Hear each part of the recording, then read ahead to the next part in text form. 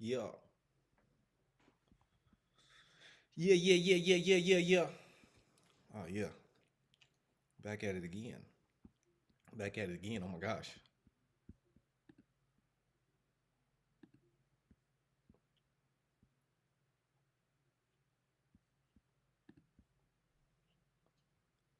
Man, strengthening this muscle. Strengthening this streaming muscle. You gotta strengthen this streaming muscle, boy. You gotta strengthen this streaming muscle. Strengthen it. You better strengthen it. You better strengthen it. You better strengthen this bad boy. Strengthen it. Strengthen it.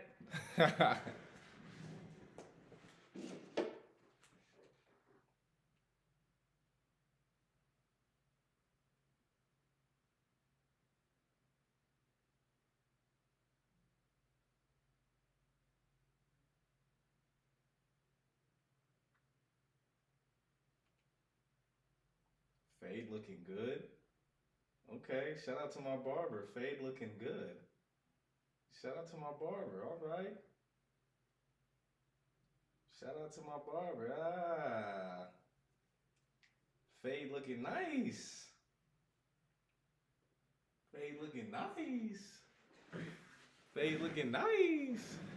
Air horns for my barber, huh? Air horns for the barber, Hey, people don't understand, boy. Barber, hey. The barber, I want to break down what the barber is to a man. And I'm going to specifically say the black community. I'm going to specifically just say the black community. What the barber means to the black community. What the barber means to the black man. What does the barber mean to the black man? Well, to understand this, you have to really break down the origins of the barber. So let us go do some research on the origins of the barber in the black community. Let's see what we can find. Where did the barber originate in the black community? Actually, do I got chat on here? I think I do. Yeah, we using chat. We finna use some we finna use some we finna use some water. We finna use some water. Chat drinking up all the water, man. I be talking to my chat GPT. I be like, hey man, don't be drinking up all the water behind this, man. Don't be drinking up all the water, gang. Don't be drinking up all the water behind my questions, bro. Where did the barber originate? I can't see. In the black community. So where did the barber originate in the black community?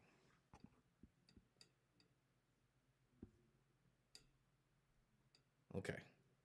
The black barbershop in America has a deep and complex history that goes back to the period of slavery, okay? So the black barber goes back to the period of slavery. So we getting deep. But hey, we do got to know the disclaimer. Black history does not stop and start with slavery. Okay? Black history does not stop and start with slavery. For some reason, we just get stuck on slavery. That's like a little piece of the history of black history, right? Of melanated people. It's a little piece. Little piece. Very, very big piece. Very important piece to the history, but nonetheless, a small piece. So it says during the 18th and early 19th century, enslaved black men were often trained to cut hair and shave wealthy white men.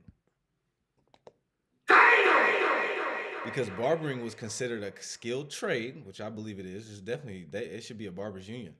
Enslavers sometimes leased these men out to work in barbershops, making money from their labor. For some black men, barbering became one of the few occupations through which they could earn income or eventually purchase their freedom. So cats was getting their freedom off cutting hair. Okay. Hey, I done been getting my hair cut for years. For years, I've been getting my hair cut. I ain't never sat down and thought about where's the origin of barbers and where do they originate in the black community. So it says after emancipation, many black barbers opened their own businesses. Interestingly, because of racial segregation and economic realities, a large number of early black-owned barbershops still cater primarily to white clientele.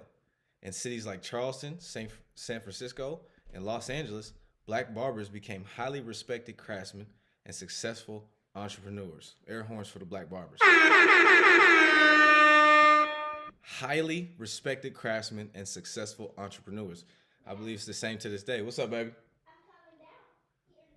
All right, do you have pants on? All right, come on. All right, come on. You don't want the cover? It's a little cold down here. I gotta find a little piece. So will I sit right here? Yep, you sit right there. I gotta find the piece to the. Wait, is this pink? I think it is. I think that's pink. How is there a pink one in here? I think it's because I think it's always been pink ones in there, babe. Look, there's pink on the package. Look. Yep. Pink on the package. So that means pink is in here. So this is pink. Yep, that's what that means. Try to find this piece for you for the earphones. Give me a second. I think it's in here. It should be in here. It should be in here. I'll be right back. Okay.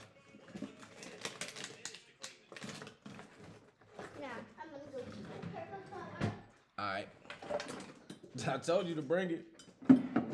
So one day you'll listen to your daddy. I'm listening to you. I know, but you should have brought that bad boy. I told you. I gotta get her situated, chat. Gotta find this piece, this little adapter piece. Where does this little adapter piece go?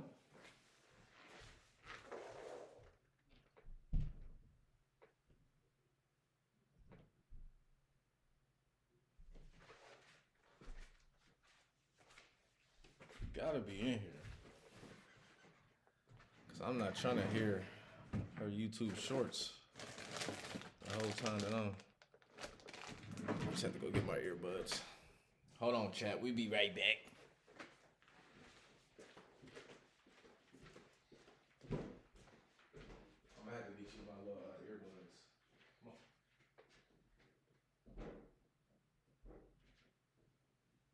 Whoa.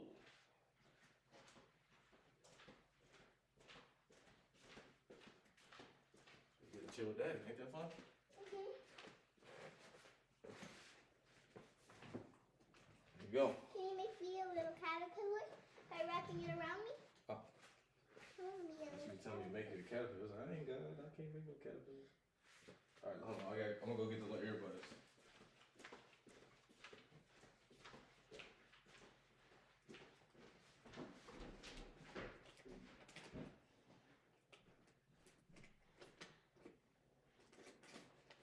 Jersey. The next day, that same fan reportedly sold the shirt for $200,000. Then, the following week, something unbelievable happened. Someone unexpectedly bought Ronaldo's jersey. But before we continue, who's your football GOAT? If you're Team Cristiano Ronaldo, hit the like button, subscribe, and spam CR7 in the comments. If Lionel Messi is your favorite, share this video and comment Messi below. And you're looking for CR7 shop? This is for you. Just click the product on your screen to shop Ronaldo's jerseys. Get yours before it runs out. Now look. So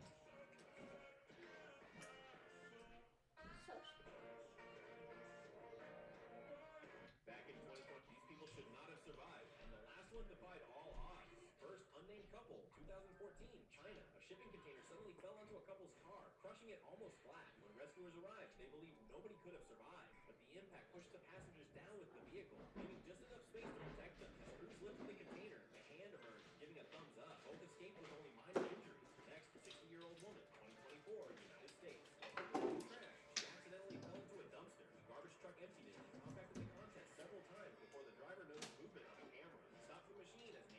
screams. Rescuers used a crane basket to pull her out, and despite severe injuries, she survived. Before the finale, do you believe in angels? Like and subscribe for protection over your loved ones. Share this and comment, I believe. Finally, Jesse Hernandez, 2018, United States. Jesse Hernandez fell through rotten floorboards inside an abandoned building and plunged into a Hold on, sewer baby, pipe put it below. on. The current carried him Look hundreds of at miles through darkness before leaving him trapped underground. More than 100 rescuers searched using floating cameras. After Hey, spotting get them living comfortable footprints, for they you. located him. It's fair. Here, put them in. I can't put them in your ear for you.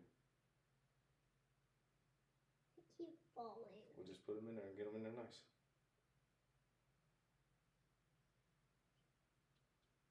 I just heard it.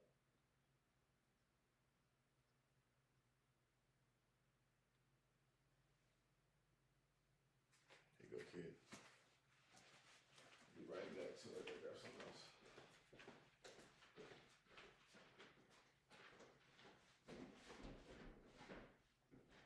Dad.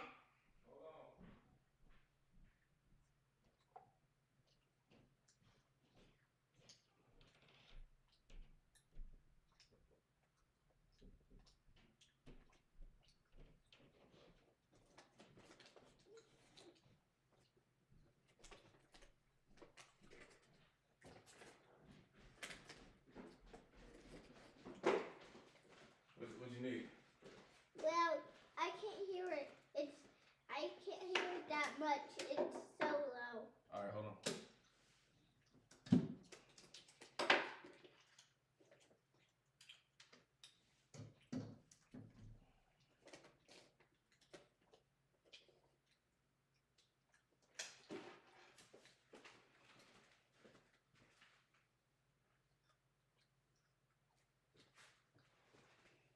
Is that better?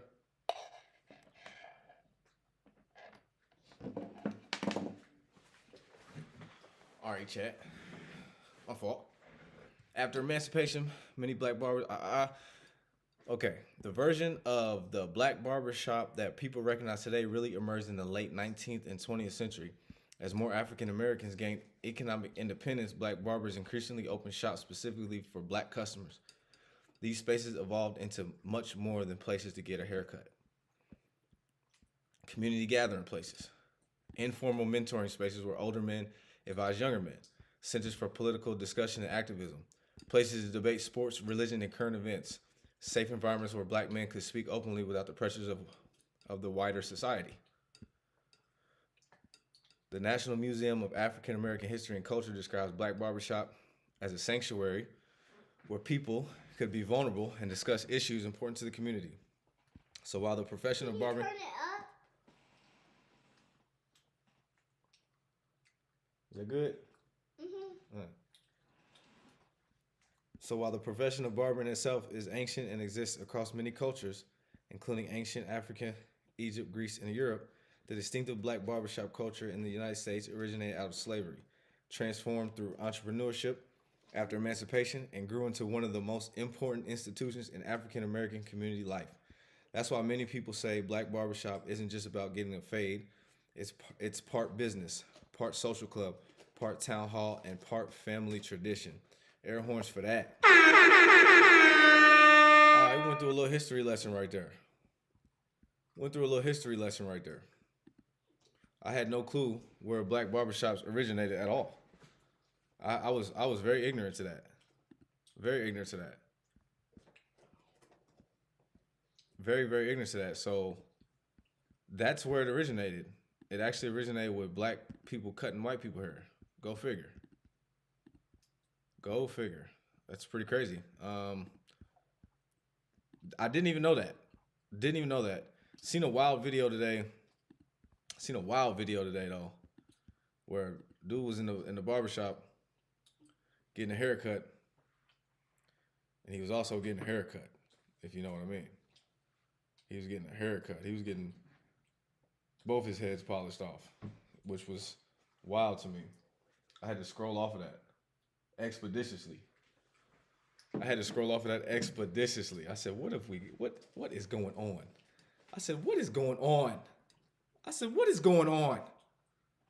It's no longer a sanctuary.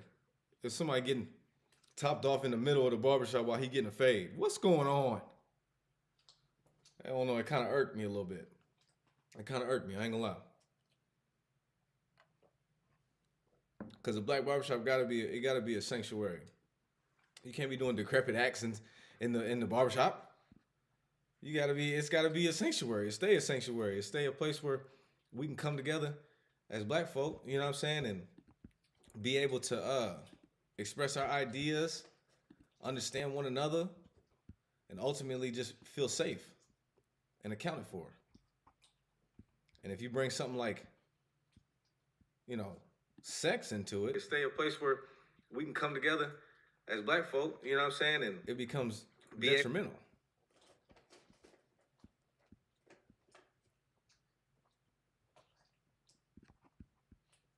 I don't know what's up with that.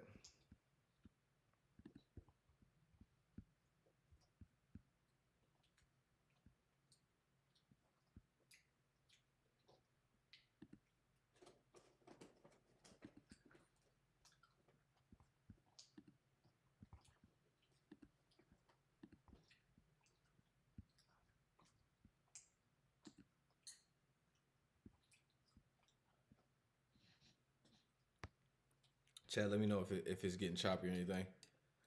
Let me know if the stream's getting choppy or anything. I'm trying something new. I'm trying some dual output stuff. So let me know if it's starting to get funny looking. I'll try to work to figure that out. Sometimes you just do too much on the fly. You be trying to do something new. I'm a new type doer. I'm a type nigga. I'm gonna do something new. I'm gonna try to do something new. The U.S. to win at this tournament, they need. But that don't always translate to good. Sometimes you gotta just stick with what's working. You feel what I mean? Sometimes you gotta just it looks like we straight. Working. You feel what I mean? Looks like we straight. Okay, looks like we straight. Working. You feel what I mean? Yeah, sometimes you gotta stick with what's working. You can't do too much. You start doing too much, stuff start getting messed up, then you end up worse off than what you started out to be. You feel what I'm saying? My CPU talking about it's using too much whatever. It's too much CPU usage. Well, damn it, get together then. Shoot.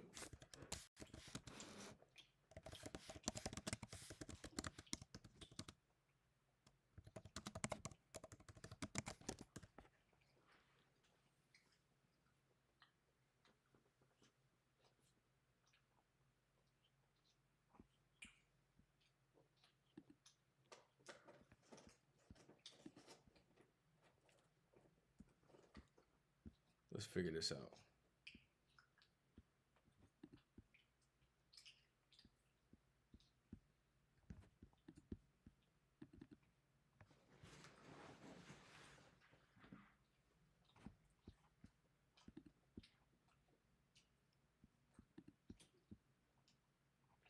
Let's figure this out.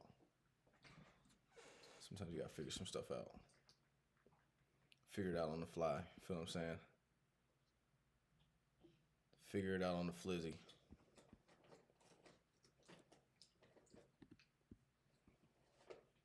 We'll be all right. But yeah, black barbershops. Man, give it up for black barbershops, man. Yo! Give it up for black barbershops. Because if it wasn't for black barbershops, we'd be out here looking crazy. We'd be out here looking crazy, y'all. We really would. I was looking wild before. You get in the barber chair after a long while not being there, man, you get out that chair, you be like, ting, you like a whole new person. Like a whole new person, you know what I'm saying? Like a whole new individual. What's up, man? Is this what he looks like? Towards the end of his life. Okay. My daughter's figuring out that Michael Jackson changed a lot during his life. She can't, she's still having a hard time understanding that he changed appearances. She's having a hard time understanding that he changed appearances. And I'm like explaining it to her, but I'm like, I had a hard time with that too. I had a hard time with the fact that Mike changed appearances throughout my lifetime. Really not even throughout my lifetime. He was already changed by the time I got to age, but once I was able to look back and see, I was like, oh, okay. Something's different here. Something's off here. Like he switched it up a lot. He switched it up a darn lot. You know what I mean? Mike switched it up a lot. It's kind of heartbreaking, but I mean, what you gonna do? He didn't have no control over it. It wasn't something that he chose, you know. It definitely wasn't something that he chose. He just kind of got thrust into that, which is sad. You know, having that I think it's vitiligo, having vitiligo. Yeah, it's pretty sad, man. Because your skin literally changes. Your skin literally changes on you. I couldn't imagine that. I couldn't imagine my skin changing on me, man. It's like everything can change up on you. If your skin change up on you, it's messed up. If your skin change up on you, like damn, that's messed up, gang. I guess extra messed up. Like who you know what I'm saying? Who wanna, you know, damn. I can only imagine how he felt when his skin was changing up. You know what I'm saying? You start seeing those white spots, and then it gets more and more. Like, I can only imagine the first time somebody sees that white spot on they, you know, on they chat. Am I going bald? Chat, am I losing it, chat? I've always been thin right there, chat. Chill. I've always been thin right there. Relax. I've always been thin in the corners. Always. Relax. Relax. Relax. Hold on. Relax, bro. Tripping. You tripping, gang. You think I'm ready to lose it. You wildin', you think I'm gonna lose it. I ain't losing my hair. I will hold on to it and be like Ty Dolla $ign. I'm holding on my hair forever. Bro said, I think AB was like, come on, bro, I gotta be honest with you. And he said it's almost time to it's almost time to let it go. And that man, that man Ty Dolla $ign was like, nah, it's not time to go. It's not almost time for it to go. I'm like, nah. Damn near it's almost time for it to go. Dang near it's almost time for it to go. Man, that's an ugly realization I come to. When it's time for that, man, for that hairline to start going, Lord, when it's time for that nervous system, Lord.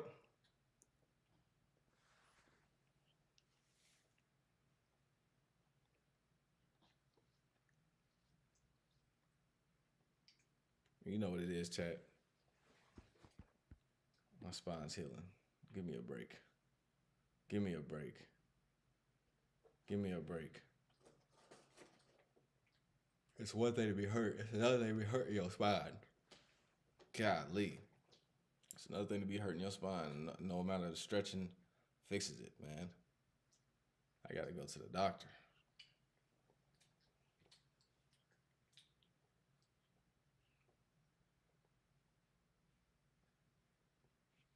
Because who wants to do that all the time, right? Don't nobody want to do that all the time. I'm just not in the business of hiding nothing no more. Like, shit, this is just what I am. This is who I am. It is what it is. Take it or leave it, gang. Still a sexy chocolate mother. Nah, I'm more caramel. I'm more caramel, gang. I'm more caramel than anything. I'm more caramel than anything. Let's see what we can find on YouTube. Damn there. See what we can find on YouTube. So I'll be watching a lot of stuff on YouTube. I was watching this stuff about how Drake's a gangster. You know what I'm saying? And like low key, bro. Low key. And this might be an unpopular opinion. I don't know. But low key, I think I wouldn't mess with Drake. Low key, I wouldn't mess with Drake. Low key, I wouldn't. I wouldn't, man. Somebody with that much, you know what I'm saying, money and power, I wouldn't mess with him. Guess what? What's up? This video said bro. Okay. All right. Video said bro. But yeah, I really wouldn't mess with Drake like that. I don't know why people be thinking he's sweet or something like that. Like I think brother turned into I think brother turned into a mob boss or something, for real. I ain't gonna lie to you, cause I watched the origin stories of that man Birdman, and this man Birdman had he took his little brother, who he never met. He just knew that his little brother idolized him because Birdman he had motion in the streets of Louisiana. Man, he put up on his little brother. His little brother get in the car. He put a 38 to the back of his little brother's head, take him around the corner, point out a dude and tell him to go shoot him. You know what I'm saying? Like, that was diabolical.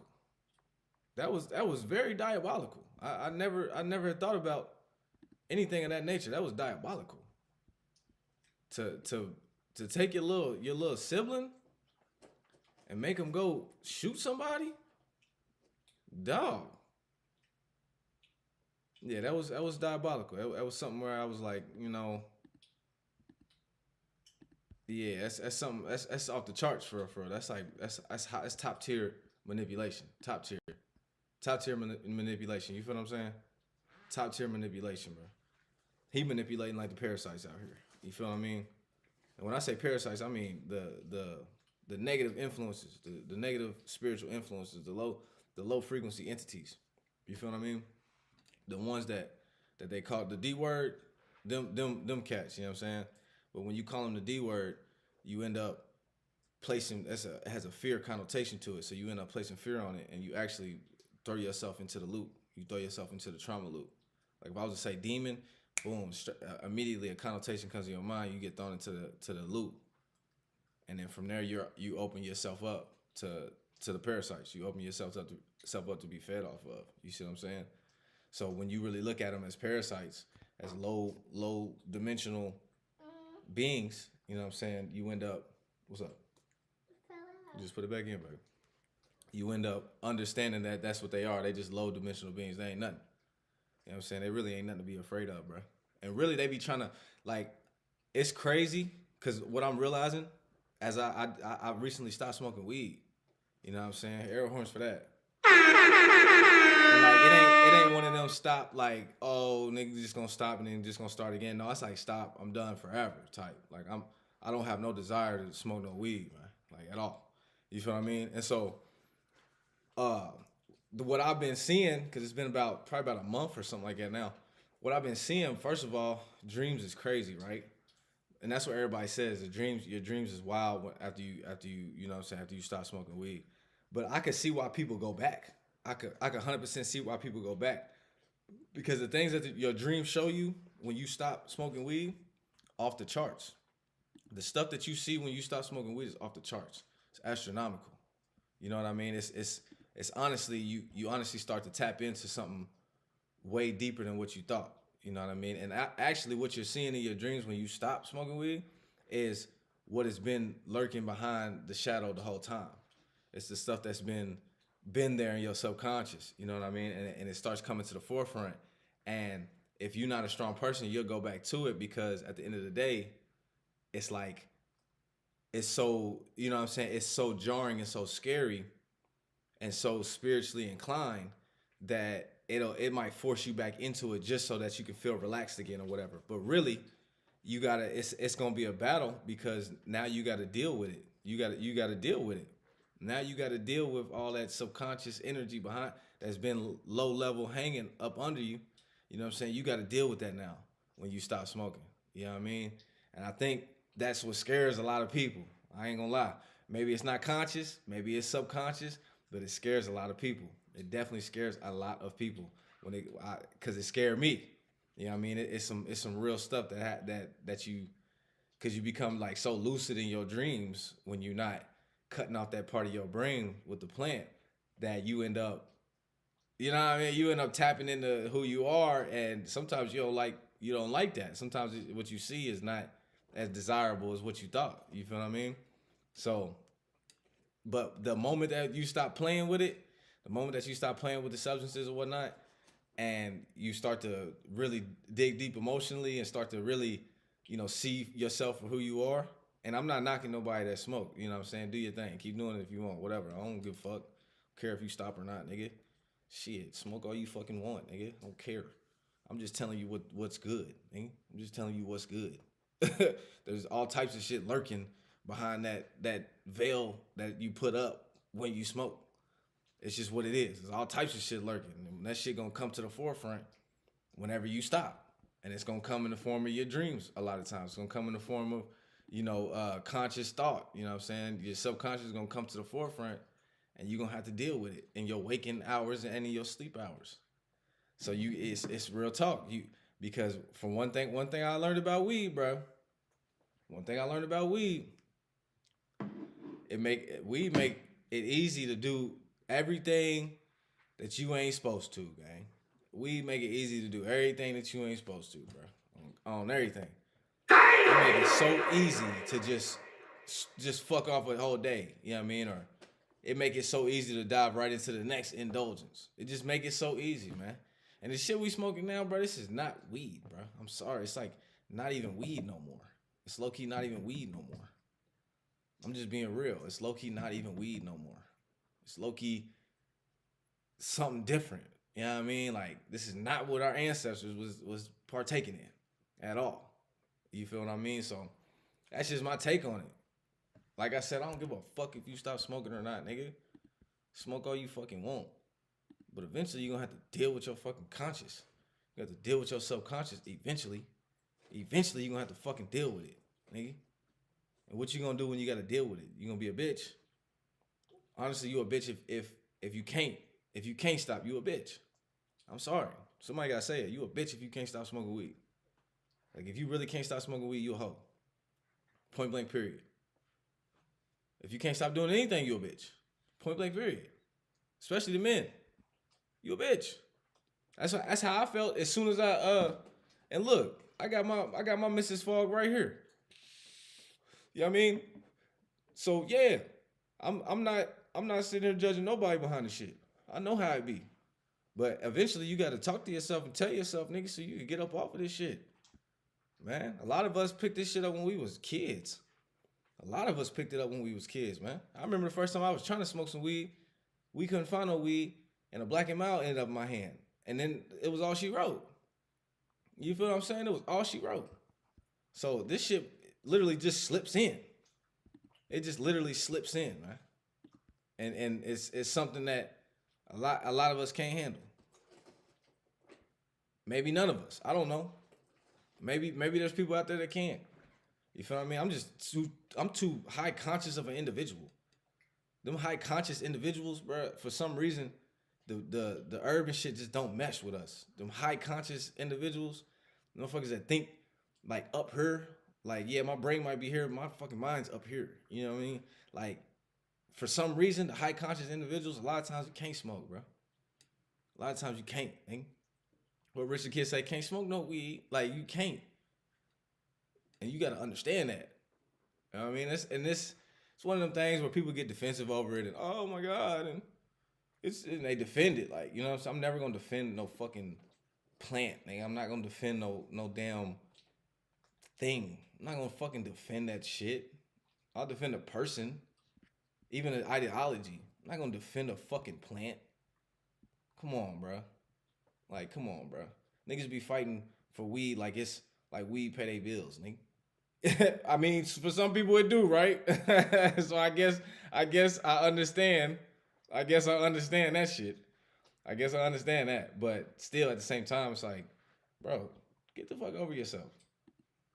Because niggas be tripping, bro. Especially when somebody talk about it. Like, you can feel it. You can just feel it. Motherfuckers, you can talk about weed. This nigga, bro. Man, shut your bitch ass up, man. Shut up. I'm so sick and tired of that, bro. Because it's like that's why we can't move forward as a people. Because people are so stuck in their ways, so stuck in their tradition of whatever it is that they can't even think anything different. You know what I mean? And that to me be irritating. I used to be like that. I swear I used to be like that. I used to be just like that. You couldn't tell me nothing that was contrary to what I already believed and thought I knew. But the whole point of believe is it's a belief. You know what I mean? You don't know for sure. You don't know for sure. And if more people approached it like that, they will understand. Motherfuckers will understand like what actual faith is. Most people is not acting and moving in faith. They moving in know. They moving in false know. In false knowing. You feel what I mean? They're moving in false knowing, and then they end up judging other people. They end up pointing the finger at other people and shit. because other people's like, no, maybe I'm gonna question this. I'm gonna, I'm gonna see this. I'm gonna say that. I'm gonna try to figure this thing out. You know what I mean? I'm gonna try to understand this a little bit better, and and then make my own decision with as being an autonomous being. You feel what I'm saying?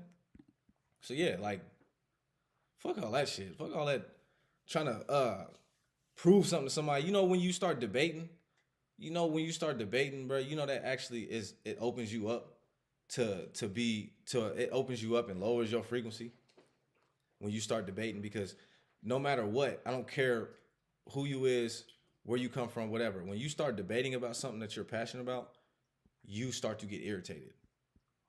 You start to get irritated. I don't care who you are. You start to get irritated. And 9 times out of 10, when you walk away from debating somebody about whatever it is, it could be trivial, it could be big. When you walk away from debating somebody, how do you feel? Drained, irritated, right? Exactly. So why is that? Why is that the case? Well, it's probably because something is draining and irritating you. While you're debating, you're probably opened up to something to be drained and irritated by while you're debating. That's why I don't debate nobody. I'm not debating you about nothing. I'm not debating you about a thing. I don't care. Because we can go back and forth. We can lie to each other to try to be the best debater. Honestly. And in the moment, niggas is not going to know if you're lying or not. To be honest. They're not going to know if you're lying or not. Because they're so irritated and deep into the debate that they're just going to try to they're going to take your lie as if you thought it was the truth and going to try to flip it. When the whole time you could just be lying to them. So that's why don't be debating nobody, man. Don't be sitting there trying to debate people. For what? For what? You stand on what you stand on. That's what it is. Move on. If you really stand on it, you ain't got to debate about nothing. You ain't got to debate about nothing, to be honest. If you really stand on it, because honestly, it's every man for himself when it comes down to a soul level. Everybody got their own soul. Everybody got their own perspective, their own consciousness. You're not going to be able to sway somebody in any direction of their own soul. That's not for you to do. That's the only thing, only God can do that. Only the Most High can do that. I'm sorry. And we try to so hard. We try to sway people and convince people of this and that, man. Forget all that. Forget all that, man. Go get some money or something, or take care of your peoples or something. You know what I mean? Make a way to where there's no debate about what you're doing and how you moving and how you taking care of people. If you got a debate, obviously you ain't taking care of business all the way. To be all the way real. Like, if you got a debate, you're not handling the business of your belief all the way. You're not. Because you got a debate. You got a debate about it. You wouldn't have to debate. You could just, okay, I heard what you said, and move on. If it was really, if you really felt that strongly and it was really that, if it was really that, you know what I mean? If it was really that. It's going to be a short stream today, Jax. My laptop finna die on me. And I ain't even tripping about it either. I'm glad it's going to be a short stream. I'm glad. Fuck it. We talked about what we talked about. I'm getting to the point where I don't care, man. I'm not caring about. Hey, I'm telling you, bro. The confidence that it takes to really go after life the way it's supposed to be grasped, you know what I'm saying, within the universe, man, it's something that it ain't for the weak. It ain't for the lighthearted. It ain't. And it never will be. And it never will be. Most people's gonna cower. Most people's gonna cower down when it comes to their dream and making their reality, they desired reality. Most people gonna cower down. I've been there. I done cowered down. But never again. No more, ever. You feel what I'm talking about? I done had 2-3 people come tell me, every time I open up the phone, it's you. That's how you break into the reality. That's how you break into reality. Don't you understand? That's how you break into reality. That's how you impress yourself on society. Because why wouldn't you? Why wouldn't you? Is it all just about having a good time? Is it all just about shits and giggles? Is it? Or are we here to make our mark on this universe? We only got a certain amount of time. If you ain't trying to make your mark, what you doing? You can make all the money in the world, but if you ain't making your mark, what you doing? What are you really doing? You can make the best music in the world. If you ain't making your mark, what you doing? Who are you doing it for? Like, what are you doing? You feel what I'm saying? If you're not thinking about 50, 60, 70 years from now, what are you doing? Where's your head at? You feel me? That's you. It really comes from not embodying your sexual energy. I ain't gonna lie to you. You get stuck in that sacral area, that lower abdominal, yeah, where the parasites are, the actual real parasites, like the ones that are actually like real living organisms. It's no joke and no coincidence that they are in the gut, right next to the sacral energy, the creation energy. You feel what I mean? You got, hey man, smarten up. Think about it. Think about it. This has been within me forever. It's just now starting to get spoke about.